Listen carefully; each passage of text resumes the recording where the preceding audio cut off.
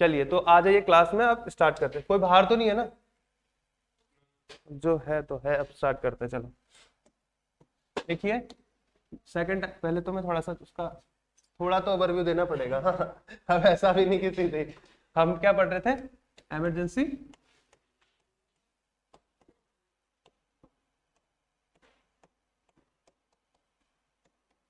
ये कल ही बोल देता है ना, ऐसा कुछ होता है तो यार मेरे को तो सबको लेके चलना पड़ता है इसलिए। हाँ ये बात भी है। हाँ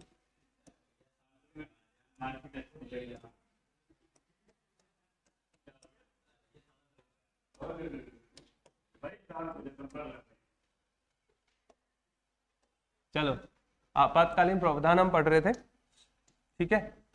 इसके अंदर हमने 3 तरीके की इमरजेंसी पढ़ लिया था। नेशनल प्रेसिडेंट रूल, जिसको हम क्या बोलते हैं दूसरे नाम से, स्टेट इमरजेंसी, और क्या बोलते हैं, कॉन्स्टिट्यूशनल।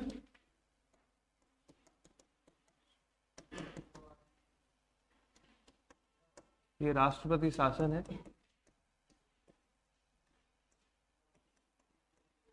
ठीक है, या राज्य की आपातकाल, या आपको कह सकते हो आप संवैधानिक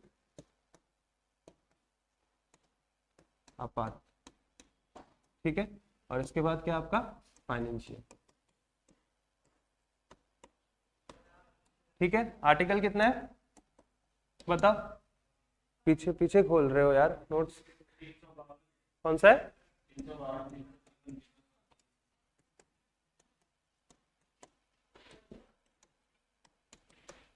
ठीक है, ये वाला पोर्शन तो पूरा कंप्लीट हो गया, ठीक है। इसमें अब कुछ नहीं बचा है, ठीक है। नेशनल इमरजेंसी लगाना, कैसे लगाया जाता है, कैसे रिमूव किया जाता है, क्या क्या ग्राउंड्स हैं। उसके बाद हमने पढ़ लिया था क्या क्या इफेक्ट पड़ते हैं लोकसभा राज्यसभा के, सॉरी लोकसभा में क्या इम्पैक्ट पड़ता है, विधानसभा में क्या इम्पैक्ट पड़ता है, ठीक है। और क्या पढ़ाया था, फंडामेंटल राइट्स में क्या इम्पैक्ट पड़ता है, ये हो गया था कंप्लीट, ठीक है। इसके बाद और एग्जीक्यूटिव लेजिस्लेटिव का सारा बता दिया था, कार्यपालिका। आज का टॉपिक ये रहेगा और ये रहेगा। आज की क्लास में हम चाहे थोड़ा एक्सटेंड करना पड़ जाए, वैसे पहले करा दूंगा जल्दी, छोटा ही है, क्योंकि जब जब ये समझ गए हो तो ये उसी का बस सब्स्टिट्यूट ही है, ठीक है। तो चलो स्टार्ट करते हैं प्रेसिडेंट रूल से, राष्ट्रपति शासन। अब ध्यान से सुनना, देखो प्रेसिडेंट रूल किसके अंदर है, आर्टिकल 356 में। अब एक आर्टिकल है आपका 356 से पहले क्या आता है, 350। अब आर्टिकल जो 355 है ना, वो राष्ट्रपति को यह शक्ति प्रोवाइड करता है कि जब भी उसको लगे, जब भी उसे लगे कि किसी भी राज्य में क्या है, एक कॉन्स्टिट्यूशन मशीनरी का फेलियर हो गया, मतलब कोई भी काम संविधान के प्रोविजन से नहीं हो रहा है, मतलब संवैधानिक प्रावधानों के अनुसार नहीं हो रहा है, ठीक है। हिंदी में लिखो, कोई भी कार्य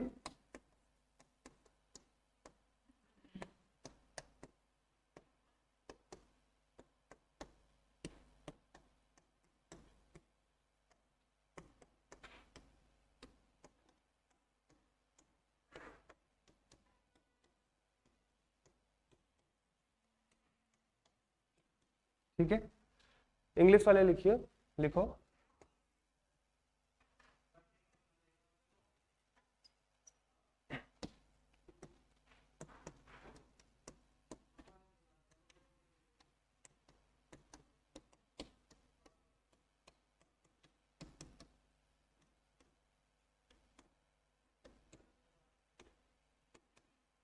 not according to the provision of constitution, कोई भी कार्य संविधान के प्रावधान के अनुसार नहीं होना।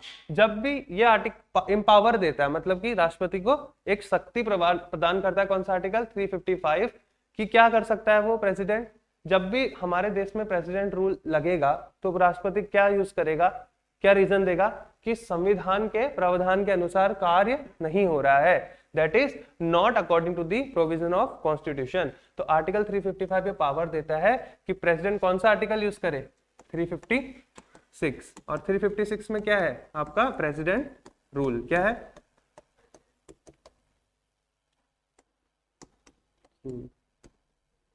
ठीक है। अब देखो जब प्रेसिडेंट रूल लगता है ना, तो प्रेसिडेंट रूल किसी भी स्टेट में लगता है, ऑब्वियसली बात है, स्टेट की इमरजेंसी है, मतलब राज्य में लगेगा प्रेसिडेंट रूल। अब देखिए पहले क्या हुआ करता था, अब आप ये बताइए कि स्टेट के अंदर या तो आप जैसे कोई, जैसे ये इंडिया है,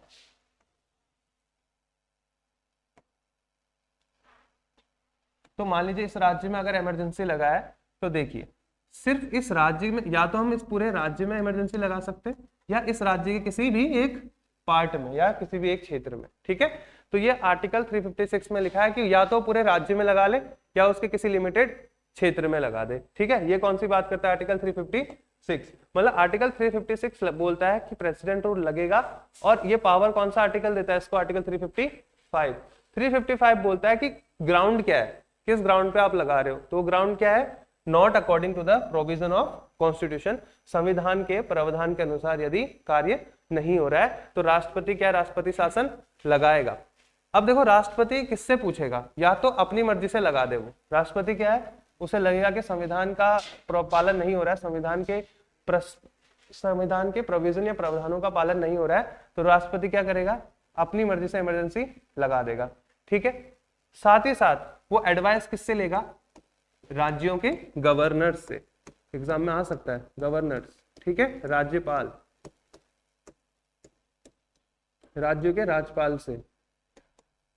ये गवर्नर क्या होते हैं, एग्जाम में एक बार आया था, गवर्नर्स को हम क्या बोलते हैं, अगर एग्जाम में आया कि एजेंट ऑफ गवर्नमेंट किसको कहते हैं, सरकार के एजेंट्स, ठीक है, हिंदी में भी ऐसे आता है, सरकार के एजेंट किनको कहते हैं, तो कौन होते हैं, गवर्नर, क्योंकि केंद्र सरकार, मतलब ये केंद्र सरकार के एजेंट होते हैं, ठीक है, लिख देता हूं, एजेंट्स ऑफ, एग्जाम में आया हुआ है, ऑफ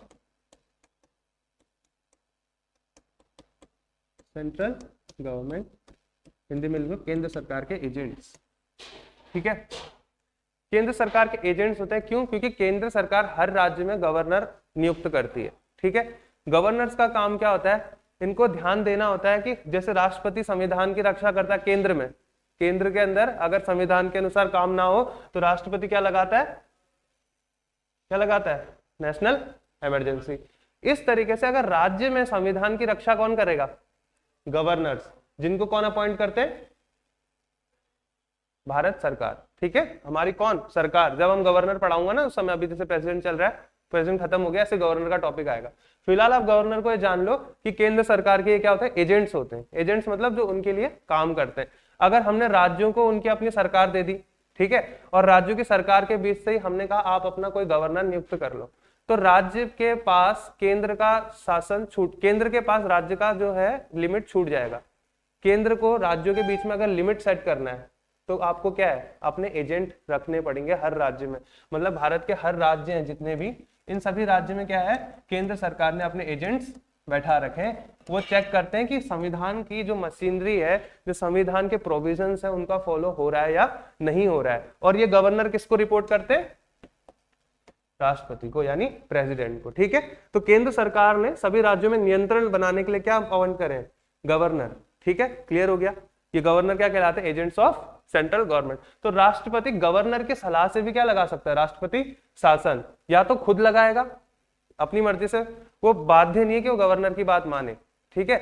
अगर उसे लगता है कि हाँ किसी भी राज्य में राष्ट्रपति शासन की आवश्यकता है, तो वो कभी भी गवर्नर के एडवाइस के लिए बाध्य नहीं है। गवर्नर अगर उसे बताता है तो उसके ऊपर है वो लगाना चाहे या ना लगाना चाहे। दैट आर ओनली एजेंट्स, ये सिर्फ बताएंगे कि हमारे जो, इनका काम ही है कि चेक करना क्या राज्य की जो एग्जीक्यूटिव है वो केंद्र के अनुसार काम कर रही है, क्या देश के संविधान की रक्षा कर पा रही है।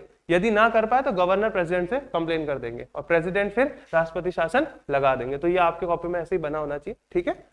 चलिए आगे बढ़ू, क्या लिख रहे हो, सब ठीक, चलो ठीक है। तो आर्टिकल 356 तो ये बात करता है, यहां तक क्लियर हो गया, ठीक है। आर्टिकल 356 को आपने अगर शॉर्ट में बताना है तो आप यह कहोगे, जब भी राष्ट्रपति को लगेगा, क्या लगेगा बताओ, कि राज्य संविधान के प्रावधानों के अनुसार कार्य नहीं कर रहा है, that is state is not working according to the principle या प्रोविजंस ऑफ कॉन्स्टिट्यूशन, तो वो लगा देगा। अब दूसरा आर्टिकल आता है प्रेसिडेंट रूल के अंदर ही, ये आर्टिकल देखो, ये 356 है ना, ये 56 को बस उल्टा कर दो, मतलब 3 365, ठीक है, याद करने के लिए होता है ये साथ साथ ही। अब ये प्रेसिडेंट रूल के अंदर एक और आर्टिकल आता है, एक तो 356 है, एक 365, 365। अब इस आर्टिकल को देखो, ये भी एग्जाम के लिए बहुत जरूरी है। दोनों में कॉमन सा डिफरेंस है, दोनों ही राष्ट्रपति को शक्ति देते हैं राष्ट्रपति शासन लगाने के लिए, लेकिन 365 क्या बोलता है, जब भी राष्ट्रपति को लगे कि हमारा जो राज्य है उसमें संविधान की मशीनरी का फेलियर हो गया या प्रोविजन से काम नहीं हो रहा है, तो हम कौन सा आर्टिकल लगाएंगे, 356। अब 365 की बात करें, मानो केंद्र सरकार ने कुछ, सेंट्रल गवर्नमेंट ने, केंद्र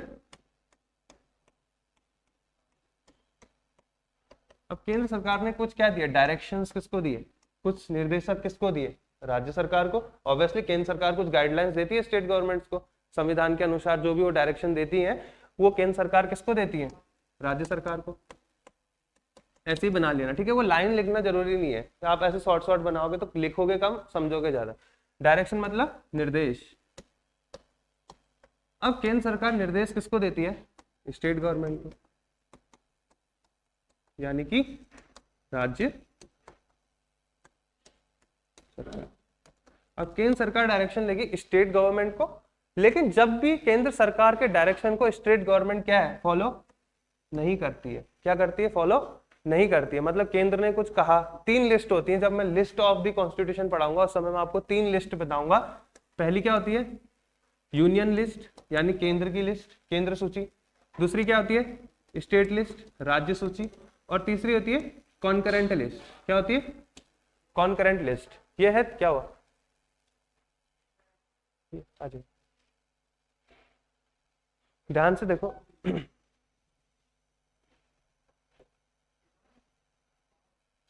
देखो 3 तरीके की लिस्ट होती है, union list, state list and concurrent list. केंद्र सूची, राज्य सूची और समसामयिकी कहते हैं, समसामयिकी सूची कहते हैं।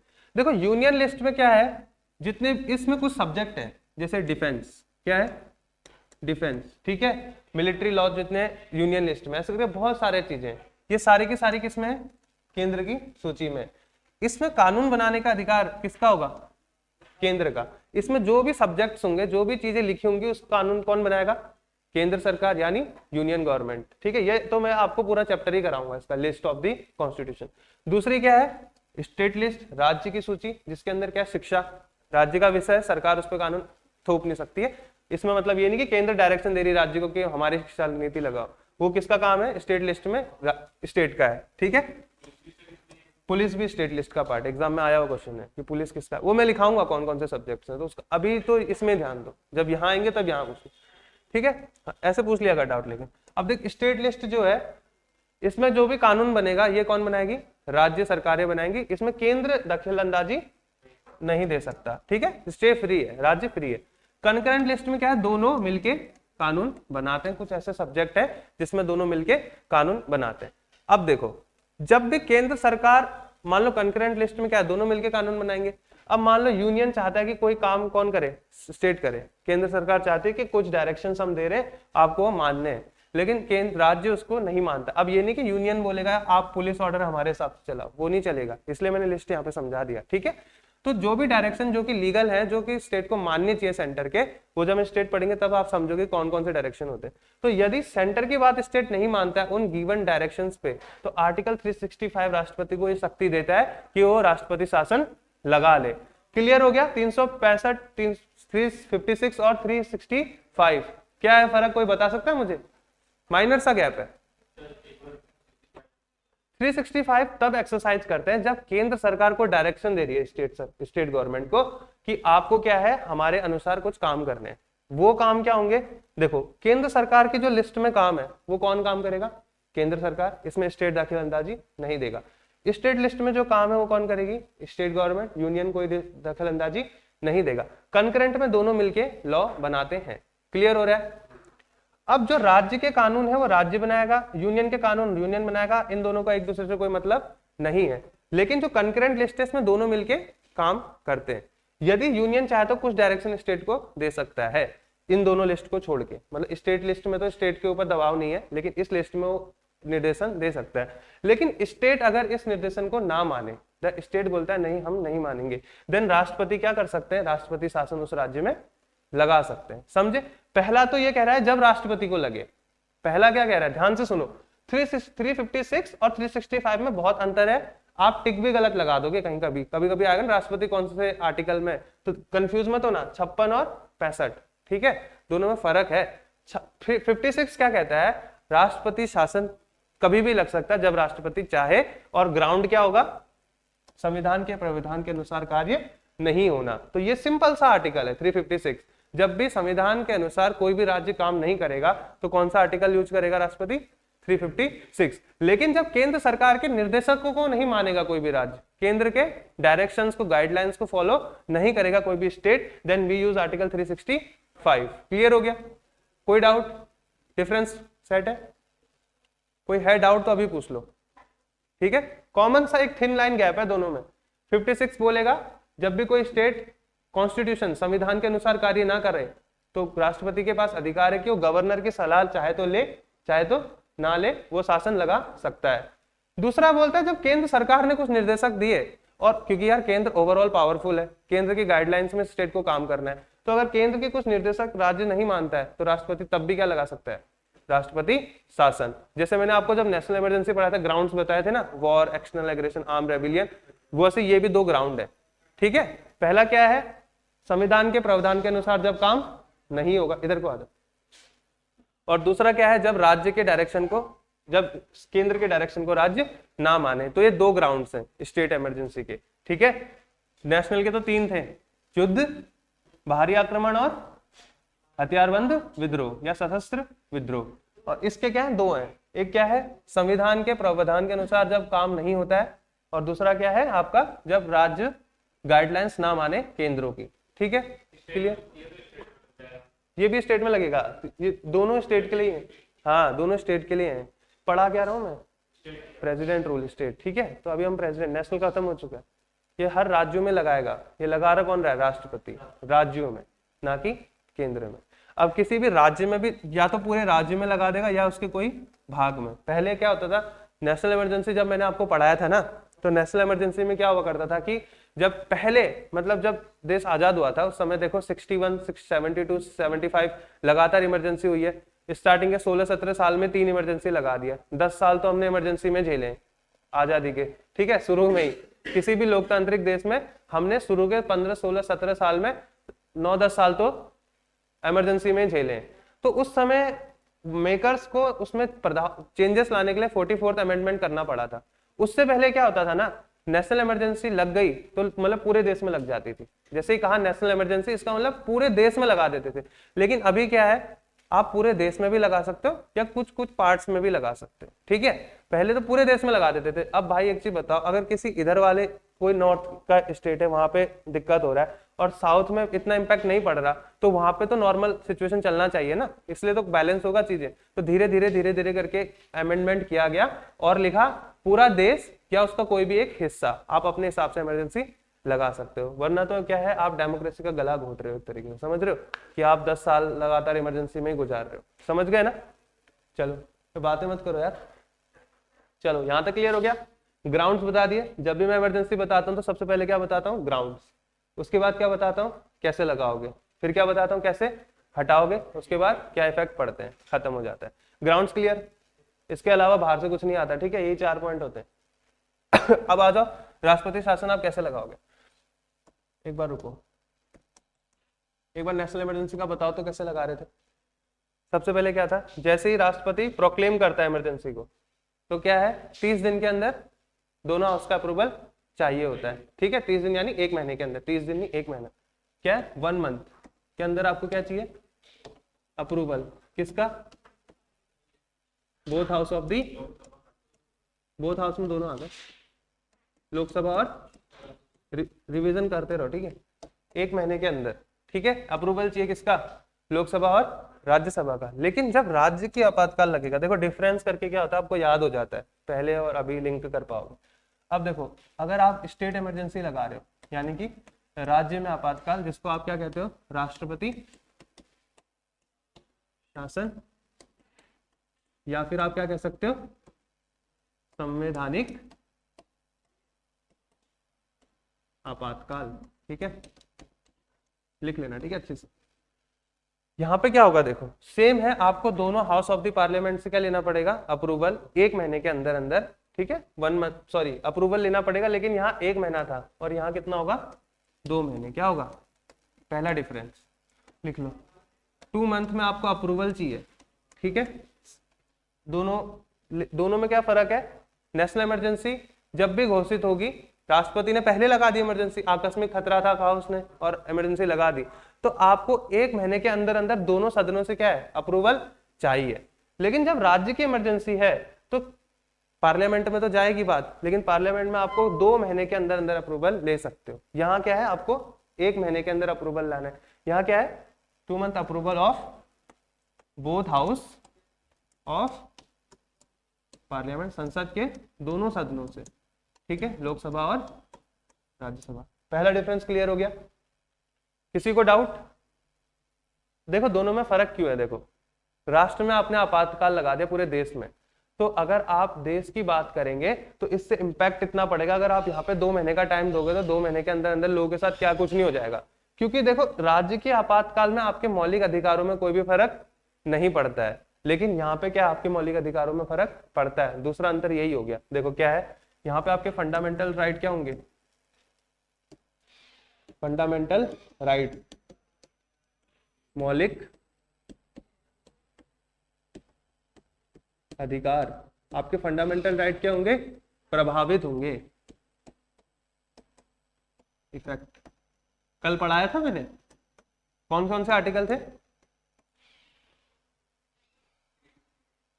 और 359, ठीक है, आर्टिकल 358 और 358 क्या कहता है, जैसे इमरजेंसी लगेगी आपके आर्टिकल 19 ऑटोमेटिकली सस्पेंड हो जाएगा, आपको अलग से प्रावधान की जरूरत नहीं, 19 चला जाएगा, 19 के अंदर 6 राइट्स है, प्रोटेस्ट नहीं कर सकते, ये सारा मैं जब फंडामेंटल राइट पढ़ाऊंगा तब।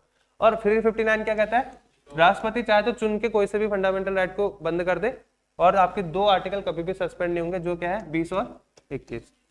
ये इसका मतलब क्या है, जब भी राष्ट्रीय आपातकाल होगा आपके मौलिक अधिकारों में क्या पड़ेगा, प्रभाव पड़ेगा, लेकिन जब भी स्टेट में इमरजेंसी है तो आपके फंडामेंटल राइट में कोई भी प्रभाव नहीं पड़ेगा।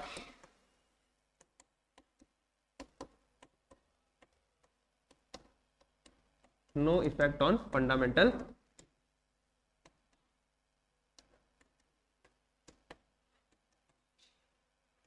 ठीक है, लिख लोगे ना। देखो इसीलिए तो देखो ध्यान से देखो, बनाने वालों ने, मैं आपको रीजन हर चीज का, हर लाइन का रीजन देता जाता हूं ताकि याद हो जाए। देखो यहाँ पे आपके मौलिक अधिकारों में प्रभाव पड़ रहा है, यदि आप इसको 2 महीने के बाद अप्रूवल लोगे तो 2 महीने के अंदर बहुत सारी जनता के क्या है, अधिकारों का हनन हो जाएगा, काफी लोगों को क्या होगा, जेल में बंद कर देंगे, ठीक है, काफी लोगों को क्या है बेवजह, अब स्टेट में इमरजेंसी लगी है, किसी एक राज्य में, मान लो उत्तराखंड में इमरजेंसी लगी है, तो दिल्ली में अगर कोई बंदे अपने मौलिक अधिकारों के लिए प्रोटेस्ट कर रहे हैं तो क्या गलत है, उस राज्य की दिक्कत है, उस राज्य में लगा दो इमरजेंसी। अब ऐसा थोड़ी है यार कि मान लो आप 1 किलो सेब लाया, अगर एक सेब खराब हो गया तो आप पूरा सेब थोड़ी फेंक दोगे ना, पूरे 1 किलो सेब थोड़ी फेंक देंगे। वही है, अगर किसी एक स्टेट में कॉन्स्टिट्यूशन ब्रेक डाउन हो रहा है तो उस राज्य में आप इमरजेंसी लगा दो, स्टेट इमरजेंसी राष्ट्रपति के द्वारा, बाकी स्टेट अपने हिसाब से चले, फंडामेंटल राइट फॉलो करें। तो इस वजह से क्या है, 1 महीना इसीलिए रखा गया ताकि जल्द से जल्द कम से कम फंडामेंटल राइट लोगों के छीने जा सके, ठीक है, वरना क्या होगा, इमरजेंसी लगा दिया, अब 1 महीने तक अप्रूव हुई नहीं है वो, क्या पता सही हो गलत हो इमरजेंसी, 1 महीने तक लोगों को पकड़ पकड़ के मारे पड़े, पीटे पड़े, इसलिए कम से कम 1 महीने के अंदर आपको अप्रूवल चाहिए। यहाँ 2 महीने इसलिए रखा क्योंकि यहाँ पे आपके मौलिक अधिकारों में इंपैक्ट नहीं पड़ रहा है, तो ज्यादा प्रभावित नहीं होगा, ठीक है, इसलिए no effect on fundamental rights. अब देखो अप्रूवल की बात कर रहा था, पार्लियामेंट्री अप्रूवल हम पढ़ रहे हैं और कितने समय तक लगती है हमें जानना। देखो 2 मंथ में आपको क्या अप्रूवल चाहिए, इसमें मैंने आपको क्या बताया था, ये समझ में आ गया ना।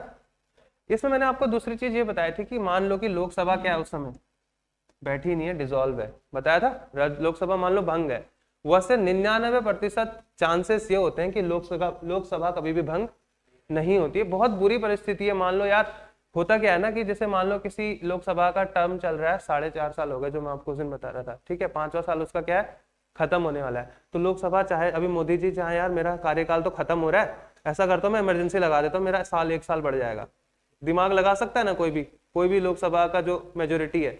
मान लो मोदी जी चाहेंगे यार कि मेरा समय खत्म हो रहा है, मैं मेजोरिटी में तो हूं नहीं, मान लो एग्जाम्पल XYZ कोई भी पार्टी है, तो वो क्या कहेंगे, तुरंत इमरजेंसी लगा दो। इसका मतलब हमारा कितना समय बढ़ गया, 1 साल और बढ़ गया। अब 1 साल बढ़ेगा, फिर हम हर 6-6 महीने में अप्रूवल लेते लेते इमरजेंसी को खींचते रहेंगे। ठीक है, इसी वजह से क्या है, देखो यहाँ पे लोकसभा जब भी सेशन में नहीं होता है, समझ रहे हो, तो राज्यसभा तो ऑब्वियसली होगा। राज्यसभा तो कभी भी क्या है, डिसॉल्व नहीं होता है, ये क्या है, परमानेंट हाउस है। एग्जाम में आएगा इन दोनों में से परमानेंट क्या है, तो राज्यसभा होता है। ठीक है, अब देखो यहाँ पे मैंने क्या बताया था, राज्यसभा तो अप्रूव उसको क्या दे देगा, मीन टाइम के लिए अप्रूव कर देगा, मतलब अस्थायी रूप से उसको अप्रूवल दे देगा। लेकिन फिर जब भी लोकसभा आएगी तो ये क्या है, 30 दिन तक और चलेगा। जो भी इमरजेंसी हो 30 दिन तक और चलेगी। अगर 30 दिन के बाद आपको कंटिन्यू करना है तो फिर वही 2/3 बहुमत लेना पड़ेगा। क्लियर है, और समझाओ। देखो क्या था, पहला तो नॉर्मल सिचुएशन है कि लोकसभा और यहाँ अप्रूवल मिल जाए, इमरजेंसी लग जाए। लेकिन मान लो लोकसभा उस समय है ही नहीं, डिसॉल्व है, तो क्या होगा, हम उस समय के लिए राज्यसभा से अप्रूवल ले लेंगे। ठीक है, और जब भी लोकसभा आएगी तो वो 30 दिन तक क्या चलेगा, इमरजेंसी चलेगा, उसके बाद रद्द हो जाएगा खुद ही। हाँ, कंपेयर कर रहा हूँ, वो अलग है 30 दिन। वो 30 दिन क्या है, जैसे लोकसभा, हाँ 1 मंथ में तो आपको अप्रूवल लाना है। मान लो उस समय जब आप अप्रूवल लेने गए और लोकसभा थी नहीं, तो आप कहाँ जाओगे, राज्यसभा के पास। आप राज्यसभा से बोलोगे हमें कुछ समय के लिए अप्रूवल दे दो, राज्यसभा से आपने अप्रूवल ले लिया। अब कभी ना कभी लोकसभा आएगी वापस, तो लोकसभा क्या है, इनसे हमेशा टॉप में है, क्योंकि वो जनता से चुन के आई है। तो लोकसभा बोलेगी ठीक है, आपने जो भी किया 30 दिन तक चला लो, ताकि तुरंत हटाएंगे तो दिक्कत होगा लोगों को, इसलिए 30 दिन तक चलाओ, फिर हम डिसाइड करेंगे आगे कंटिन्यू करना है या नहीं करना है। अब यहाँ देखो, सेम यहाँ पे भी होता है राष्ट्रपति शासन में। जब आपने 2 मंथ का अप्रूवल ले लिया दोनों हाउस ऑफ दी पार्लियामेंट से, तो इमरजेंसी लग जाएगी स्टेट। लेकिन मान लो लोकसभा उस समय नहीं है, क्या है, लोकसभा उस समय नहीं है, इसलिए तो मैंने कहा था एक बार नेशनल इमरजेंसी सीख जाओ ना, फिर प्रोविजंस वही है, बस थोड़ा बहुत फर्क पड़ेगा। मान लो क्या लोकसभा उस समय मौजूद नहीं है, तो सेम होगा, क्या होगा, हम राज्यसभा से क्या ले लेंगे, अप्रूवल ले लेंगे, उस समय हम राष्ट्रपति शासन लगा देंगे। लेकिन जब भी लोकसभा आएगी तो फिर हमें क्या 30 दिन के अंदर अंदर उसे खत्म करना है, और फिर लोकसभा चाहे तो उसी बढ़ा सकती है। क्लियर हो गया, चलो। दूसरा क्या है, आपको यहां कौन सी मेजोरिटी चाहिए थी, स्पेशल मेजोरिटी। इधर क्या चाहिए होगी, यहाँ पे क्या चाहिए थी आपको, स्पेशल मेजोरिटी। ठीक है, यहाँ पे आपको बहुमत कैसा चाहिए, स्पेशल मेजोरिटी। ठीक है, अब मैं बात करता हूं आपको किस में, राष्ट्रपति के उस। ठीक है, अंतर इसलिए करा रहा हूं ताकि साथ साथ याद हो जाए, अलग अलग नहीं पढ़ा रहा हूं। ठीक है, सही है ना, ऐसे किसी को दिक्कत। चलो, अब यहाँ पे आपको चाहिए था, जो आपने अप्रूवल दिया है ना दोनों हाउस का, जो भी आपने अप्रूवल करवाया था जब इमरजेंसी लगी थी, तो अप्रूवल किस मेजोरिटी से होगा, स्पेशल मेजोरिटी। स्पेशल मेजोरिटी को और अच्छे से जानना है तो देखो क्या है, मान लो किसी क्लास में 393 लोग हैं मान लो।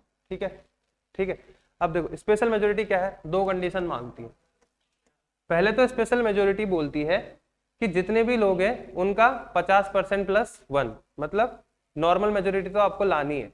इसका मेजोरिटी क्या होगा, मतलब 393 अगर है संख्या, क्या लिख लो 50 लोग हैं, तो इसका अगर 50 लोगों में से 26 लोग अगर अप्रूव कर रहे हैं तो इमरजेंसी लग जाएगी। मतलब 50% + 1 क्या होता है, सिंपल। आपको सिंपल मेजोरिटी तो लानी होती है, स्पेशल मेजोरिटी के अंदर क्या है, सिंपल मेजोरिटी तो आपको चाहिए, प्लस क्या है, इस 50% का 2/3 भी चाहिए। ये दोनों केस फॉलो होने चाहिए। ठीक है, मान लो 50 लोग हैं, आपको स्पेशल मेजोरिटी चाहिए, तो इन 50 में से 26 तो अप्रूव करने चाहिए, मतलब 50% + 1 लोग तो मानने चाहिए। साथ साथ आपको क्या चाहिए, इन 50 लोगों का 2/3 बहुमत। 3 से डिवाइड करो कितना आएगा, 16 पॉइंट कितना बन रहा है, 66 बनेगा ना।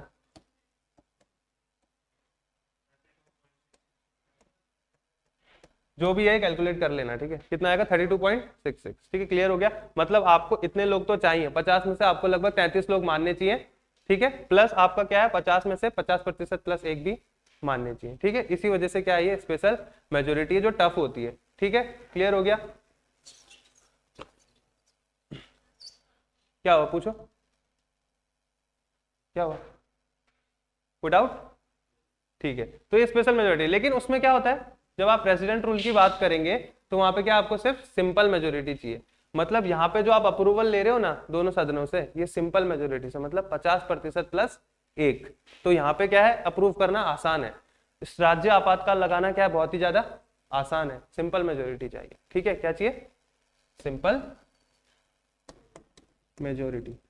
देखना फर्क, देखना एग्जाम में जब भी आएगा ना इनसे सवाल, तो आपको दोनों के फर्क पता होने चाहिए, आंसर टिक लगाने में आसान होगा। मतलब आपको जब भी देश में आपातकाल लगाना है, भारत देश में आपातकाल लगाना है, तो आपको क्या चाहिए, स्पेशल मेजोरिटी चाहिए, वो भी दोनों सदनों की। लेकिन आपको किसी राज्य में आपातकाल लगाना है तो आपको दोनों सदनों का क्या चाहिए, सिंपल मेजोरिटी। फर्क है, बहुत बड़ा फर्क है, ठीक है। क्योंकि देखो सिंपल मेजोरिटी इसलिए भी है क्योंकि आपके फंडामेंटल राइट हनन नहीं हो रहे हैं, तो इतनी बड़ी बात नहीं है, ठीक है। अब देखो, अब मैंने क्या बताया था, जिसने डिफरेंस सीख लिया ना उसका सारा माइंड खुल जाएगा, उसका सारा इमरजेंसी आज खत्म हो जाएगा, ठीक है। इसके बाद मैंने क्या बताया था, आप इमरजेंसी को क्या है, हर 6 महीने के ड्यूरेशन में कितने भी समय तक लगा सकते हैं। मतलब यहाँ से मान लो 1 मंथ है ये, तो यहाँ पे छठा महीना आ गया, ठीक है, फिर 12, फिर 18, ठीक है। तो हर 6 महीने में क्या है, आप यहाँ पे फिर आपको अप्रूवल चाहिए, ठीक है। किसका चाहिए, लोकसभा और राज्यसभा, वो भी कैसा, स्पेशल मेजोरिटी से, ठीक है, ठीक है, समझ रहे हो। फिर अब छठा महीना यहाँ आएगा, फिर आपको क्या चाहिए, अप्रूवल, ठीक है। किसमें, लोकसभा और राज्यसभा का, वो भी क्या, स्पेशल मेजोरिटी, जिसमें क्या है 2/3। इसके बाद फिर यहाँ आएगा, फिर क्या है आपको वही, और इसको आप कितना खींच सकते हो, अनलिमिटेड काल तक, ठीक है, अनिश्चित काल तक आप इसको ले जा सकते हो। अब आ जाते हैं हम किसमें, राष्ट्रपति के उसमें। राष्ट्रपति शासन अगर लगा, ये तो क्या है आपका नेशनल इमरजेंसी की परिस्थितियों में। राष्ट्रपति शासन में क्या है, देखो आप मैक्सिमम, आपको ऐसा ही, आपको ऑप्शन यहाँ पे देखो, यहीं पे बना के दिखाता हूँ, ठीक है। राष्ट्रपति में क्या होगा, देखो हर 6 महीने में तो आपको अप्रूवल चाहिए राष्ट्रपति शासन में, लेकिन आप इसको सिर्फ कितनी बार एक्सटेंड कर सकते हो, 3 बार, 3 साल तक, ठीक है। आप 3 साल तक बढ़ा सकते हो। यहाँ तो आप क्या है, कितने भी साल बढ़ा लो, पर हर 6 महीने में अप्रूवल लिया संसद का, आप बढ़ाते रहो, जिंदगी भर बढ़ाओ, ठीक है। लेकिन स्टेट में क्या है, एक बार ले लिया 6 महीने के अंदर, फिर आप बढ़ा लो, ऐसे करके आप क्या है 3 साल तक बढ़ा सकते हो। 3 साल बाद आपको प्रेसिडेंट रूल बंद करना पड़ेगा, अपने आप ही खत्म हो जाएगा, समझ रहे हो। सिंपल मेजोरिटी से पास करना पड़ेगा, बना के दिखा देता हूँ, ठीक है। राष्ट्रपति में सिंपल ही होगा, 6 महीने बढ़ाया, अप्रूवल लो, 6 महीने बढ़ाओ, अप्रूवल लो, 6 महीने बढ़ाओ, जैसे 3 साल जिस दिन खत्म होंगे क्या होगा, राष्ट्रपति शासन खुद खत्म हो जाएगा, ठीक है। यहाँ पे क्या होगा, आपको सिंपल मेजोरिटी चाहिए हर 6 महीने में, ठीक है। क्लियर हो गया, समझ में आ रहा है ना सभी को, समझ आ रहा है, कोई डाउट, पक्का, चलो आपको समझ आ रहा है आगे, ठीक है। तो कॉमन देखो कितने अच्छे अच्छे डिफरेंस है दोनों में। मैंने जब आज से पहले जहां भी पढ़ाया मैंने ऐसे डिफरेंशिएट नहीं किया, सच्चाई बता रहा हूँ। उसका भी रीजन था क्यों नहीं किया, देखो जब मैं उनको पढ़ाता था तो मैंने 2 तरीके बनाए पढ़ाने के। आज मैं डिफरेंशिएट तरीके से पढ़ा रहा हूँ। पहले मैं क्या करता था, एक एक करके पढ़ा देता था। जैसे नेशनल इमरजेंसी पढ़ाया तो फिर मैं राष्ट्रपति शासन पढ़ाता था, फिर मैं वित्तीय आपातकाल पढ़ाता था, फिर मैं तीनों को डिफरेंशिएट करता था। लेकिन उससे क्या होता है ना, वित्तीय कराते कराते वो सब भूल चुके होते हैं नेशनल का। इन दोनों को करा रहा हूँ, फिर इसको और वित्तीय को, फिर तीनों को करा रहा हूँ, साथ साथ रिवाइज हो जाएगा। दोनों को समझ पा रहे हो ना, क्योंकि अभी नेशनल इमरजेंसी माइंड में है ताजा ताजा, तो कंपैरिजन करना इजी है। और बताओ क्या होगा, और कोई डिफरेंस लग रहा है किसी को, प्रेसिडेंट रूल और, हाँ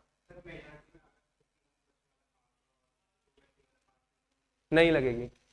स्पेशल मेजोरिटी में दोनों केस है। सिंपल मेजोरिटी में तो क्या है, देखो प्रेसिडेंट रूल आपको लगाना है तो आपको क्या चाहिए, सिर्फ simple majority, that is 50% plus, simple में ये पास हो जाएगा। प्रेसिडेंट रूल आपको लगाना है तो सिर्फ आपको ये चाहिए 50% लोग, कितने हो, 3, 6, 8, 9, 10, 11, 12, 13 लोग हो, ठीक है। इसका 50% प्लस 1 निकालो, कितना आएगा, 13 का आधा कितना होगा, 7 लोग आएंगे तो मेजोरिटी मिल गया 50% प्लस 1 का। और ये तो गया सिंपल मेजोरिटी। लेकिन मान लो आपको स्पेशल चाहिए तो आपको 7 लोगों का तो अप्रूवल चाहिए, साथ साथ उन 13 का क्या चाहिए, 2/3 भी चाहिए, समझ गए, ठीक है। तो मतलब ये कल पढ़ाया था, क्लास में था, कल की क्लास में, चल बता देता हूं, देख 358 आर्टिकल क्या कहता है ना, आपका जो मौलिक अधिकार है आर्टिकल 19 के अंदर, ठीक है, आर्टिकल 19 के अंदर 6 मौलिक अधिकार है, ठीक है। ये मौलिक अधिकार पढ़ाऊंगा तब बताऊं, ठीक है। अलग से पूछने तो बाहर पूछ लेना, ठीक है। आर्टिकल 359 में क्या कहता है, आपका जो फंडामेंटल मौलिक अधिकार 20 है और आपका जो फंडामेंटल राइट कौन सा है, 21 है। ये कभी भी रद्द नहीं होगा, चाहे देश में क्या लगा है, राष्ट्रीय आपातकाल भी लगा है। क्योंकि आर्टिकल 20 क्या कहता है बताओ, हाँ, एक गुनाह की एक सजा, तो उसका एक हिस्सा है, लेकिन उसका नाम क्या है, कन्वेक्शन ऑफ ऑफेंस। इसके अंदर क्लॉज है, वो एक क्लॉज है, एक गुनाह की एक सजा 24 घंटे के अंदर मजिस्ट्रेट के पास, ऐसे बहुत सारे क्लॉज हैं, ठीक है। संडे वाला नहीं आया आज? अच्छा किसको कन्वेक्शन ऑफ ऑफेंस कल लिखाया था ना मैंने, अपराधों से संरक्षण, अपराधों से संरक्षण, मुझे याद, ठीक है। अपराधों से संरक्षण मतलब आपको अपराधों से रक्षा मिल रही है, संरक्षण। हाँ हाँ, नहीं नहीं, आपको आपके एग्जाम में क्या आएगा पता है, या तो लिखा आएगा कि आर्टिकल 20 किससे संबंधित है, तो आप लिखोगे अपराधों से संरचना, या लिखेगा अपराधों से संरचना किस आर्टिकल में, तो वो कौन सा है, 20। आर्टिकल 21 क्या कहता है, right to life and personal liberty, ठीक है, समझ गए, जीने का अधिकार, आपके जीने का अधिकार और आपकी अपनी स्वतंत्रता, ठीक है, पर्सनल स्वतंत्रता। लिख लिया आपने? क्या होती है, देखो मान लो तुम कहीं गए, ठीक है, तुम लोग 12 लोग हो मान लो यहाँ पे। अब आपको क्या चाहिए, स्पेशल मेजोरिटी चाहिए। स्पेशल मेजोरिटी इसलिए लाई जाती है ताकि कठिन हो चुनना, कठिन हो लगाना, आपको आपातकाल लगाना है। अब आपको अगर आपातकाल लगाना है और सिंपल मेजोरिटी से पास करोगे तो क्या होगा, कल के दिन हर सरकार आपातकाल लगा देगी। उनको कितने लोग चाहिए, सिर्फ 12 में से 7 लोग चाहिए, लगा देंगे। लेकिन स्पेशल मेजोरिटी में क्या, आपको 2/3 सदस्य, मतलब अगर 12 लोग है ना, 12 का 2/3 कर कितना हुआ, 8, तो 12 में से कितने लोग मानने चाहिए, 8 लोग। वहां पे कितने थे, 7, तो फर्क है ना। अभी तो छोटा आंकड़ा है, बड़े आंकड़े देखा तो बड़ा फर्क आएगा, समझ रहा है। तो स्पेशल मेजोरिटी लाना इतना आसान नहीं है। 2/3 का मतलब क्या हुआ, हर 3 में से 2 बंदे माने तब लगेगी। अगर सदन में कितने लोग हैं, 3 लोग हैं, तो कितने लोग मानने चाहिए, 2। अगर सदन में 300 लोग हैं तो कितने लोग मानने चाहिए, तो कठिन नहीं है। 300 का आधा कितना होता है, 150 + 1, मतलब अगर सिंपल बहुमत चाहिए तो कितने लोग चाहिए, 151। लेकिन अगर स्पेशल चाहिए तो कितने लोग चाहिए, फर्क है। आप 151 तो अप्रूव भी करा लोगे, लेकिन ये 200 के लिए तो दिक्कत है ना। इसलिए हमने क्या किया, राष्ट्रीय आपातकाल में कौन सी इमरजेंसी, राष्ट्रीय आपातकाल में कौन सी मेजोरिटी रखी है, स्पेशल, ताकि ऐसी एवी गैवी कोई ना लगा दे आपातकाल, ठीक है, समझ गए, क्लियर हो गया। चलो, ये तो मैंने बात किसकी कर ली, अप्रूव करने की, क्लियर हो गया। अब आपको क्या ऐसे हटाना है, ड्यूरेशन और अप्रूवल समझ में आ गया। ड्यूरेशन कितना है, 3 साल तक ही खींच सकते हो, ठीक है, उससे ज्यादा आप नहीं कर सकते। अब देखो ना, संविधान मेकर्स ने कहा, ऐसा जब होने लगा था तो क्या है, आप 3 साल तक राष्ट्रपति शासन लगा के हर एक राज्य की स्वतंत्रता और उसकी लोकतांत्रिकता का गला घोट रहे हो, ठीक है। आप उत्तराखंड में 3 साल लगा रहे हो, फिर पंजाब में लगा रहे हो, फिर बिहार में लगा रहे हो। तो संवैधानिक निर्माताओं ने क्या कहा, ठीक है, आपको अधिकार है कि आप क्या है, 3 इयर्स तक, यानी 3 साल तक ये 6-6 महीने वाला खेल खेल लो, ठीक है, 6-6 महीने वाला खेल खेल लो। पर हमारी बात आपको ध्यान से सुनना होगा, जो कि संविधान निर्माताओं ने बनाया, इसको ध्यान से सुनना। देखो, पहले तो आप 1 साल तक 6-6 महीने लेकर, मतलब ये हो गया आपका 1 साल, 1 साल तक आपने खींच लिया राष्ट्रीय आपातकाल को, ठीक, कितना, 1 साल, ठीक है। अब आपको कितने साल बच गए, और 2 साल, 3 साल लगा सकते हो ना आप किसी भी राज्य में अधिकतम, तो 1 साल आपने लगा दिया। अब आपके पास क्या है, 1 साल और बढ़ा सकते हो, 1 साल और बढ़ा सकते हो। लेकिन इस 1 साल के बीच में क्या है, हर 6 महीने में आपने अप्रूवल लिया, यहाँ भी हर 6 महीने में अप्रूवल लिया, यहाँ भी हर 6 महीने में अप्रूवल लिया। अब देखो 1 साल हो गया, इसके बाद अगर यहाँ से इमरजेंसी आगे बढ़ाओगे तो कौन सा साल शुरू हो जाएगा, दूसरा, ठीक है। तो संविधान निर्माताओं ने यह बात करी थी, the makers of constitution discussed and decided that जब भी आप 1 साल से आगे इमरजेंसी लगा रहे हो, कौन सी वाली, राष्ट्रपति शासन, तो इसके 2 कंडीशन है, 2 कंडीशन फुलफिल करोगे तो ही क्या होगा, इमरजेंसी आगे बढ़ेगी, वरना 1 साल के बाद अपने आप ही क्या हो जाएगी, रद्द हो जाएगी राज्य की आपातकाल। वो 2 कंडीशंस क्या एग्जाम में पूछता है, लिखो, दीज 2 कंडीशंस आर,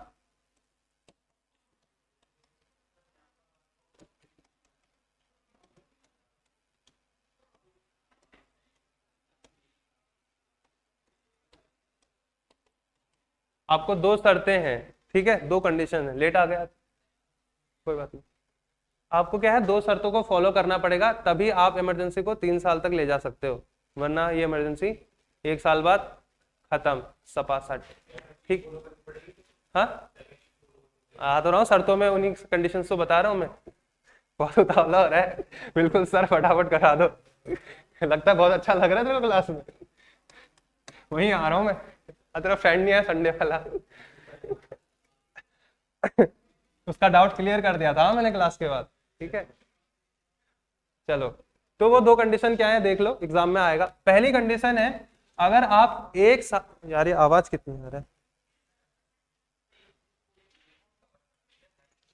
एक सेकेंड ना।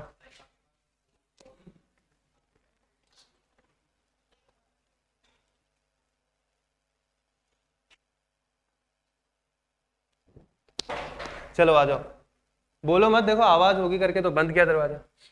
पहली शर्त क्या है, 1 साल से अगर आपको आगे बढ़ाना है क्या, राष्ट्रपति शासन। जनरल कंडीशन में, नॉर्मल समय पे किसी राज्य में अगर आपने आपातकाल घोषित किया है, राज्य का आपातकाल, तो वो जनरल सिचुएशन में, नॉर्मल सिचुएशन में 1 साल में खत्म हो जाएगा, ठीक है। ज्यादा से ज्यादा अधिकतम कितना जा सकता है, 3। लेकिन अगर 1 साल से अधिक आपको बढ़ाना है तो आपको 2 शर्तें फॉलो करनी पड़ेगी। पहला, ये आप 1 साल से अधिक तभी ले जा सकते हैं जब देश में कौन सा आपातकाल लगाओ, राष्ट्रीय आपातकाल, ठीक है। मतलब अगर देश में राष्ट्रीय आपातकाल नहीं लगा है तो कोई भी राज्य की इमरजेंसी 1 साल से अधिक नहीं जा सकती। समझ में आ गया। जब भी भारत में मान लो प्रेसिडेंट ने राष्ट्रीय आपातकाल लगा रखा है और उसने क्या है, किसी राज्य में इमरजेंसी लगा दिया, तो जब भी किसी राज्य में क्या है, जब भी पूरे देश में राष्ट्रीय आपातकाल लगा है तो आप राज्यों की इमरजेंसी को 3 साल तक ले बढ़ा सकते हो। अगर देश में राष्ट्रीय आपातकाल नहीं है तो कोई भी राज्य की इमरजेंसी 1 साल से ज्यादा नहीं जा सकती है, ठीक है। लिखो, व्हेन, मैं दोनों को हिंदी इंग्लिश में लिखाता हूं, व्हेन नेशनल इमरजेंसी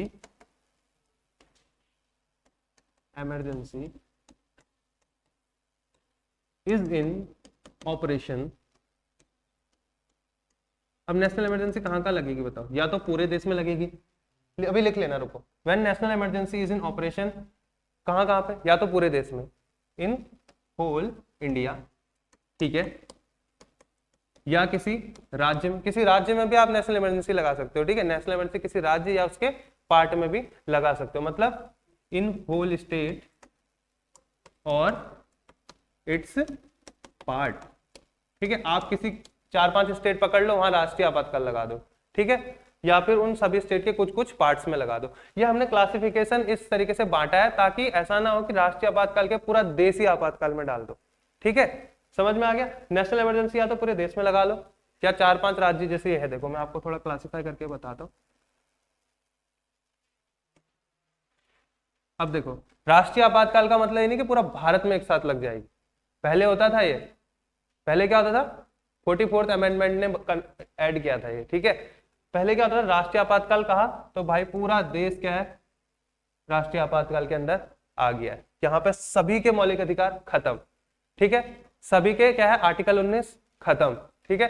सभी की प्राइवेसी में भी खतरा है, ठीक है। तो अब देखो क्या होता है, अब हुआ क्या, national emergency 44th amendment act आया, उसने कहा या तो आप पूरे भारत में लगा दो, ठीक है। सरकार चाहे तो कुछ स्टेट्स बोलेगी, इन स्टेट में हमने क्या लगा दिया, राष्ट्रीय आपातकाल घोषणा कर दिया। चाहे तो फिर इन स्टेट्स में जो भी प्रभाव पड़ेगा ना बगल वाले राज्यों में, उनमें भी बढ़ा सकती है आपातकाल और धीरे धीरे पूरे देश को आपातकाल में डाल देगी। या फिर इन राज्यों के कुछ पार्ट पकड़ ले, क्योंकि देखो क्लासिफिकेशन करना इसलिए जरूरी है ताकि जहां जरूरत हो वहीं लगे। अब मान लो उत्तराखंड में, मान लो देहरादून में लगा दिया, देहरादून से कहीं इधर लगा दिया आपका चंपावत साइड पे, गढ़वाल साइड पे, इधर लगा दिया आसाम में, तो इसको आप राज्यों की इमरजेंसी थोड़ी कहोगे, क्योंकि ये पूरे देश में ही तो लग गई ना, एक तरीके से देश के बहुत सारे हिस्सों में लग गई है, तो ये कौन सी हो गई, राष्ट्रीय आपातकाल, ठीक है। अब देखो, अब बात आते हैं पॉइंट में, कब कब क्या शर्त है। पहली शर्त तो क्या है, जब भारत में राष्ट्रीय आपातकाल होगा तो आप इस इमरजेंसी को 1 साल से अधिक ले जा सकते हो। दूसरा क्या है, जब भी हमारा निर्वाचन आयोग, इंग्लिश में क्या कहते हैं निर्वाचन आयोग को, निर्वाचन आयोग इंग्लिश में क्या बोलेंगे, इलेक्शन कमीशन ऑफ इंडिया। जब भी इलेक्शन कमीशन ऑफ इंडिया ये बोल दे कि इस राज्य में चुनाव नहीं हो सकते, क्योंकि यहाँ क्या है, अभी दंगे फसाद चल रहे हैं या कुछ कारण है, तो क्या है, आप राज्य की इमरजेंसी को 1 साल से अधिक बढ़ा सकते हो। ऑब्वियसली इसलिए बढ़ा सकते हो क्योंकि वहां पे सरकार बनाना अभी संभव नहीं है, तो आप वहां पे क्या लगाओगे, राज्य की इमरजेंसी। ठीक है, तो यहाँ पे दूसरा कारण क्या होगा, वैन, हिंदी में लिखा रहा हूँ, ठीक है, अभी आप लोगों को, पहले इसका लिख दूं क्या हिंदी, पहले ये भी लिख देता हूँ, फिर दोनों का लिख दूंगा, ठीक है। जरूर। When election commission of India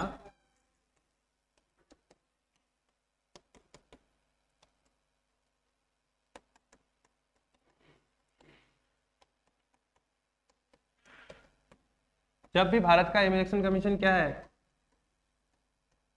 informs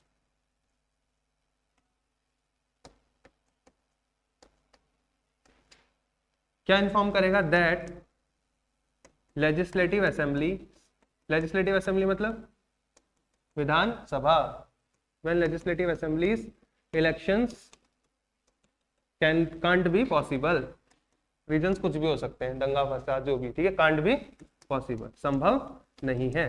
Hindi वाले लिख लो, पहले में लिखो, जब राष्ट्रीय आपातकाल भारत में किसी राज्य में या फिर उसके किसी हिस्से में, लिख देता हूं, जब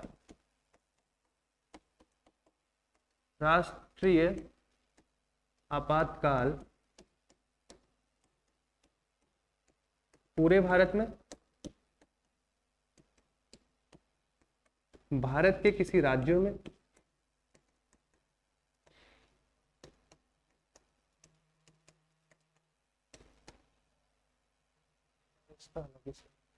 भारत के किसी राज्यों में या भारत के किसी राज्यों के किसी हिस्से में,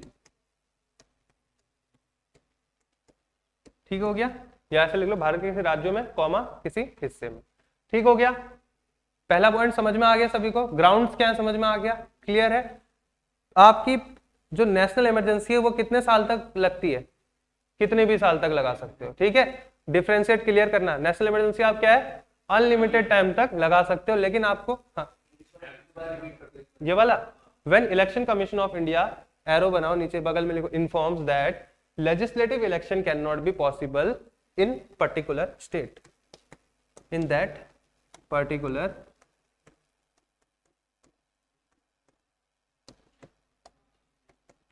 आज जो नहीं आया उसको ना कंफ्यूजन हो जाएगा आगे, पता है, बहुत मैंने इतना अच्छे से समझा दिया दोनों को डिफरेंशिएट करके ना, यहाँ पे एक एक चीज में फर्क पढ़ा दिया, देखो, ठीक है। अब जिसको फर्क पता चल गया वो गलत नहीं करेगा क्वेश्चन एग्जाम में। लिख लिया इंग्लिश में, ठीक है, हाँ हाँ, पहला पॉइंट तो मैंने हिंदी में लिख दिया। दूसरा देखो, जब निर्वाचन आयोग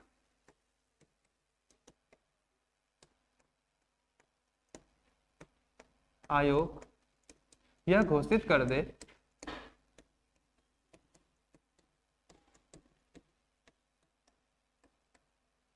क्या घोषित कर दे, इन्फॉर्म से डिक्लेयर लिख दो यहाँ पे ना, ठीक है, इंग्लिश वाले डिक्लेयर भी लिख दो, इन्फॉर्म कॉमा डिक्लेयर। जब निर्वाचित आयोग घोषित कर दे क्या, कि उस राज्य में विधानसभा के चुनाव नहीं हो सकते, उस राज्यों में, राज्य या राज्यों में, ऑब्वियस सी बात है, जब किसी राज्य में विधानसभा के चुनाव नहीं होंगे तो वहां सरकार बनेगी नहीं, और सरकार नहीं बनेगी तो 1 साल से आगे बढ़ा लो भाई, 3 साल तक, लेकिन 3 साल के अंदर अंदर तो चुनाव हो ही जाएंगे ना, कैसी भी सिचुएशन हो। कोई राज्य ऐसा है जहाँ 3 साल तक चुनाव ही नहीं होंगे विधानसभा के, ऐसा नहीं है, ठीक है। उस राज्य या राज्यों में विधानसभा के चुनाव संभव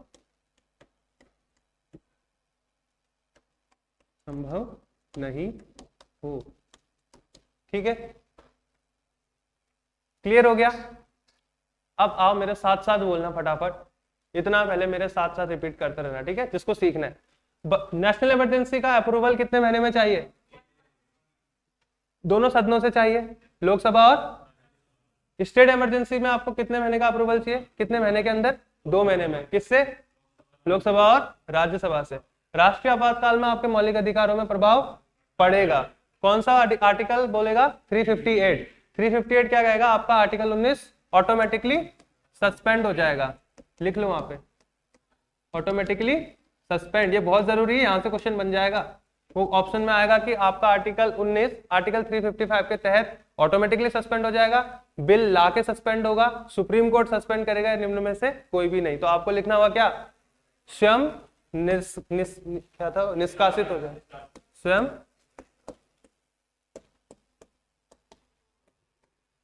ठीक है, स्वयं निष्कासित हो जाएगा। ठीक है, इसके बाद क्या है, आर्टिकल 359 क्या कहेगा, आपके कोई भी फंडामेंटल राष्ट्रपति चाहे तो बंद कर सकता है, लेकिन कौन से नहीं कर पाएगा, 20 और 21। 20 क्या कहता है आपका, राइट टू प्रिवेंटिव डिटेंशन, या फिर आप कह सकते हो कन्वेक्शन ऑफ ऑफेंस। 21 क्या कहता है, right to life and personal liberty, जीने का और अपनी गरिमा का।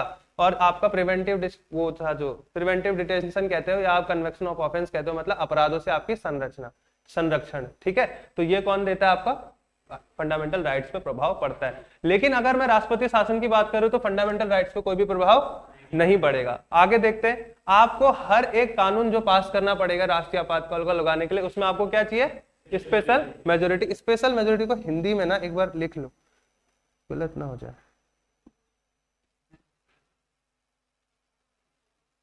विशेष बहुमत।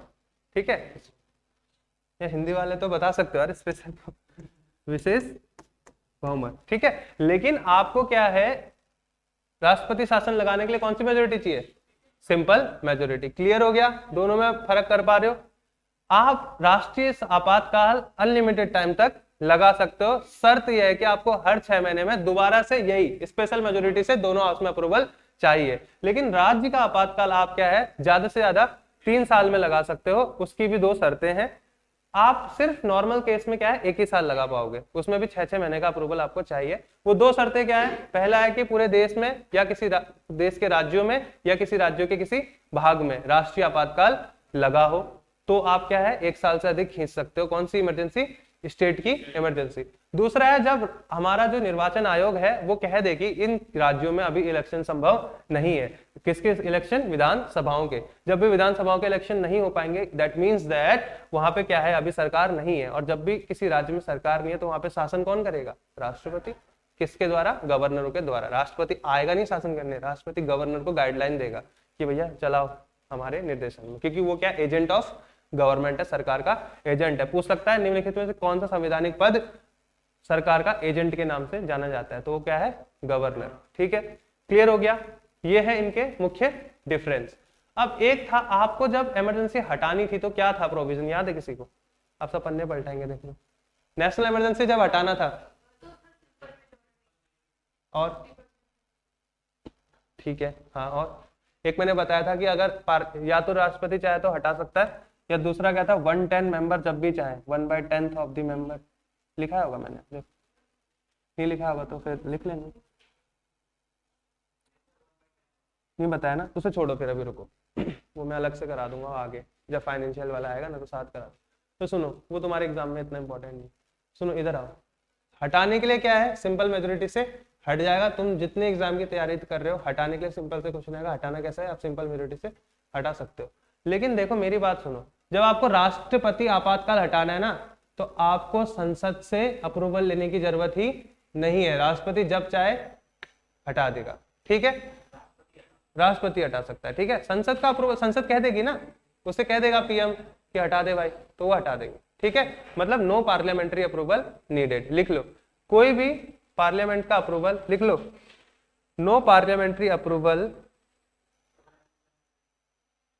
नेशनल इमरजेंसी में क्या था, संसद सिंपल मेजोरिटी से हटा सकती थी, अप्रूवल चाहिए था संसद का उसमें। No parliamentary approval needed for its revocation, उसको रद्द करने के लिए कोई भी संसद का अप्रूवल, सहमति नहीं चाहिए। क्यों नहीं होगा, वो तो खुद ही हो जाएगा ना। पहली बात तो 3 साल के सिचुएशन भी नहीं आएगी, 1 साल में खुद ही हट जाएगा वो, क्योंकि ऐसा देख सकते, अगर पूरे देश में आपातकाल लगा है फिर तो संसद के पास ही अधिकार चले जा रहे हैं सारे, वो बहुत कम का सिचुएशन में होगा। और किसी भी राज्य में मुझे नहीं लगता 3 साल के अंदर अंदर चुनाव ना हो सके, लेकिन हर एक बुरे से बुरी सिचुएशन को लेके चला है बनाने वालों ने, ताकि कितना भी बुरा हो जाए। देखो हम एग्जाम की तैयारी कर रहे हैं, अभी चाहता तो नोट्स करा देता, 4-4 लाइन में खत्म। आपातकाल 1 घंटे का है, वैसे इमरजेंसी सिर्फ क्या है 1 घंटे में पढ़ाई जाती है, लेकिन मैं बुरे से बुरे सिनारियो तक पढ़ा रहा हूँ कि यार इतना बुरे से बुरे एग्जाम की तैयारी, मतलब इतना टफ से टफ तैयारी कर लो कि इसके बाहर ना जाए, चांसेस रहे कि इसके अंदर ही आ जाए। सेम क्या है, मेकर्स ने भी यही किया, उनने इतना टफ से टफ सिचुएशन सोचे कि उनने हर एक लूप होल को पकड़ लिया। अब देखो, क्या ऐसा कभी हो सकता है क्या कि लोकसभा डिसॉल्व हो जाए, भंग हो जाए?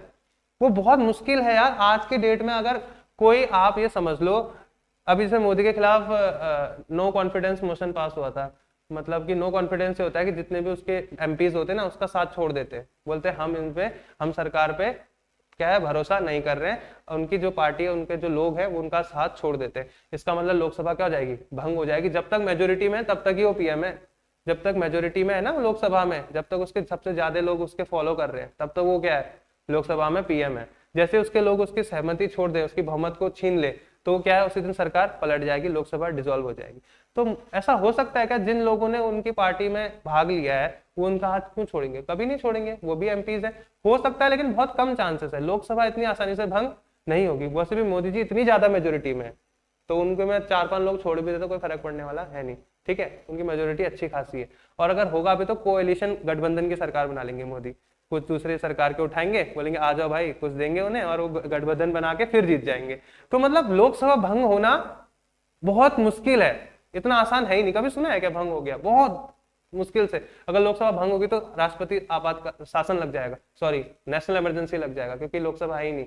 कुछ ग्राउंड सेट होंगे खतरा है करके, बोलेंगे कि कुछ आर्म्ड रेबिलियन हो गया, दंगे फसाद तो होंगे ऑब्वियसली। लोकसभा नहीं है देश में, कोई बंदूक लेके घूम रहा है, कानून बन नहीं रहे, तो आर्म्ड रेबिलियन के ग्राउंड में क्या लग जाएगी, राष्ट्रीय आपातकाल लग जाएगी। और राष्ट्रीय आपातकाल लग गई तो लोकसभा क्या गई। अब सुनो ध्यान से, तो देखो मेकर्स ने क्या सोचा है, लोकसभा तो कभी भी भंग होगी नहीं, लेकिन क्या पता कभी हो जाए।